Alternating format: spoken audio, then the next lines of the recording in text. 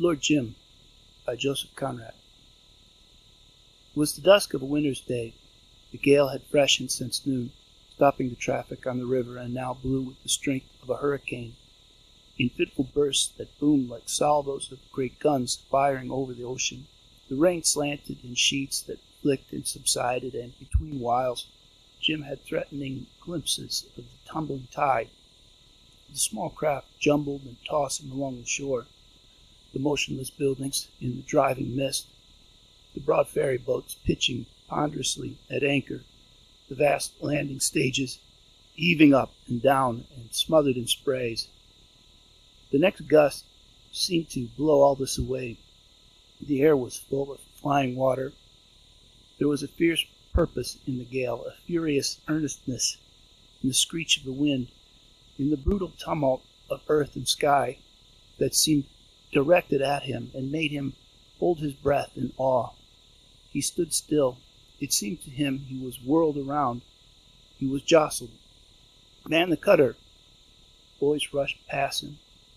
A coaster running in for shelter had crashed through a schooner at anchor, and one of the ship's instructors had seen the accident. A mob of boys clambered over the rails, clustered round the davits. "Collision just ahead of us, Mr. Simmons saw it." A push made him stagger against the mizzenmast, and he caught hold of a rope. The old training ship, chained to her moorings, quivered all over, bowing gently head to wind, and with her scanty rigging humming in a deep bass and breathless song of her youth at sea. Lower away, he saw the boat, manned, drop swiftly below the rail, and rushed after her. He heard a splash. "Let go! Clear the falls!" He leaned over. The river alongside seethed in frothy streaks. The cutter could be seen in the falling darkness, under the spell of tide and wind that for a moment held her bound, and tossing breath of the ship. A yelling voice in her reached him faintly. "Keep stroke, you young whelps. If you want to save anybody, keep stroke." And suddenly she lifted high her bow, and leaping with raised oars above a wave, broke the spell cast upon her by the wind and tide. Jim felt his shoulders grip firmly. "Too late, youngster." The captain of the ship laid a restraining hand on that boy, who seemed on the point of leaping overboard, and Jim looked up with the pain of conscious defeat in his eyes. The captain smiled sympathetically. "Better luck next time. This will teach you to be smart." A shrill cheer greeted the cutter. She came dancing back, half full of water, and with two exhausted men washing about on her bottom boards. The tumult and the menace of wind and sea now appeared very contemptible to Jim, increasing the regret of his awe at the inefficient menace.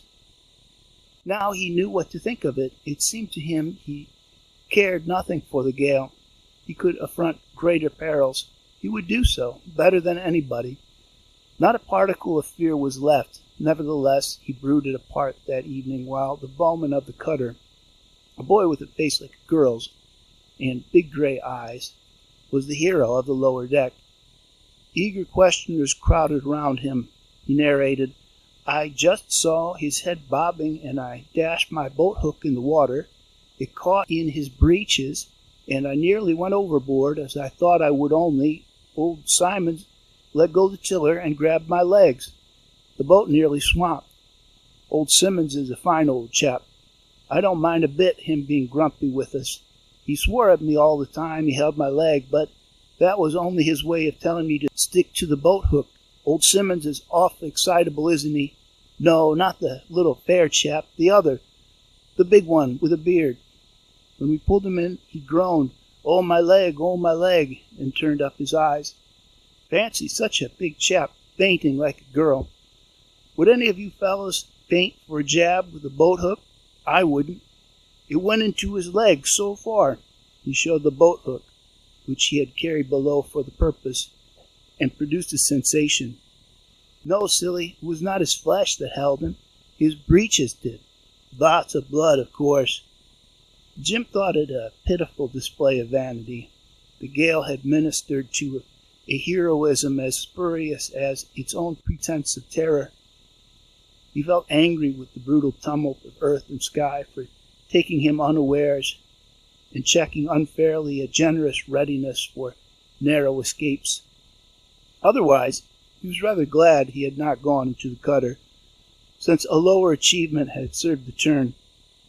He had enlarged his knowledge more than those who had done the work. When all men flinched, then he felt sure he alone would know how to deal with the spurious menace of wind and seas.